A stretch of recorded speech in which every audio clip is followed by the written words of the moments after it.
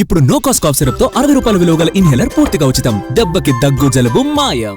తిరుమలలో వరుస దొంగతనాలు కలకలం రేపుతున్నాయి. గత వారం నడక మార్గంలో దేవుడి విగ్రహం చోరీ కాగా శుక్రవారం నాడు ఒక్కరోజే వరుస చోరీలు జరిగాయి.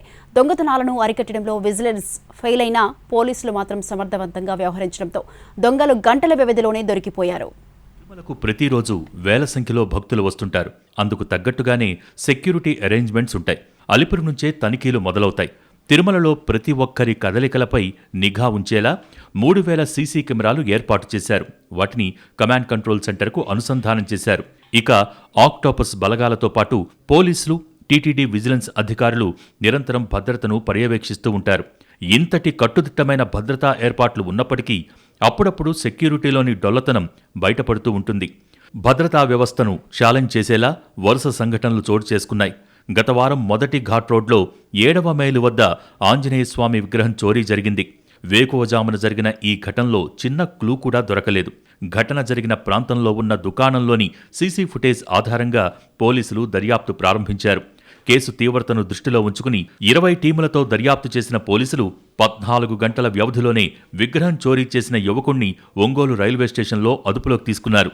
ఆ ఘటన మరొకముందే జూలై 31న 2 ఘటనలు జరగటంతో పోలీసులు ఉలిక్కిపడ్డారు. పోలీస్ క్వార్టర్స్ వద్ద రోడ్డుపై నడుస్తున్న మహిళ మెడలో చైన్ లాక్కెళ్లాడు ఓ దొంగ. తిరుమలలో చైన్ స్నాచింగ్ సంఘటన జరగటం మొదటిసారి కావటంతో పోలీసులు సవాల్గా తీసుకున్నారు. సీసీ ఫుటేజ్ల ఆధారంగా దొంగను 2 గంటల్లోనే పట్టుకున్నారు. చోరీ చేసి వెంటనే దొంగ తిరుపతికి పారిపోయినా పోలీసులు చేసి అలిపిరి వద్ద అరెస్ట్ చేశారు. ఈ ఘటన జరిగిన కొన్ని గంటలకే మరో ఘటన బయటపడింది. రాంబగీచా గెస్ట్ హౌస్ 3లో చోరీ జరిగింది. కృష్ణా జిల్లా మచిలీపట్నానికి చెందిన భక్తులు రూమ్ నెంబర్ 303లో బస చేశారు. వేకువజామున 2 గంటల సమయంలో కిటికీ దగ్గర ఉంచిన బ్యాగు మాయమైంది. బ్యాగులో 50 గ్రాముల బంగారు ఆభరణాలతో పాటు యాపిల్ వాచ్లు, ఇయర్పాడ్స్, 40,000 నగదు ఉన్నాయి.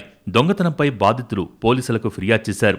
సీసీటీవీ ఫుటేజ్ ఆధారంగా దర్యాప్తు చేసిన పోలీసులు నిందితుడిని గుర్తించి అదుపులోకి తీసుకున్నట్టు సమాచారం. కట్టుదిట్టమైన సెక్యూరిటీని సవాల్ చేసేలా చోరీలు జరుగుతున్నప్పటికీ అంతే వేగంగా స్పందిస్తున్నారు పోలీసులు. గంటల వ్యవధిలోనే నిందితుల్ని పట్టుకుంటున్నారు. అయితే ఇంటర్నేషనల్ ఎయిర్పోర్ట్ లెవెల్లో సెక్యూరిటీ ఉన్నప్పటికీ జరుగుతున్న వరుస ఘటనలు తిరుమల భద్రతను ప్రశ్నార్థకంగా మారుస్తున్నాయి.